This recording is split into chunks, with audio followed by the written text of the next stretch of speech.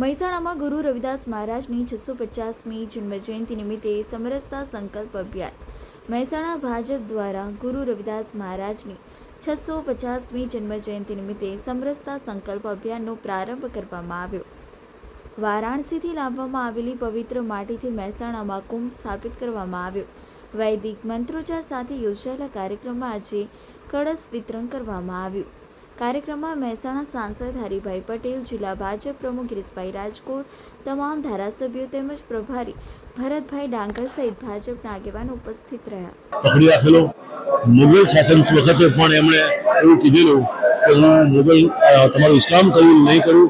મુગલ શાસકને બાદશાહને પણ એ એમની ઓફર ઠુકરાવી હતી. મારો જીવ લેવો હોય તો જીવ જવા તૈયાર છે, પણ મારો શ્રેષ્ઠ ધર્મ, મારો સનાતન ધર્મ, મારો વૈદિક ધર્મ, મારો વેદ ધર્મ, મારું જ્ઞાન, મારો અનુભવ એ જ સાચો ધર્મ છે, એટલે હું ઝૂકીશ નહીં.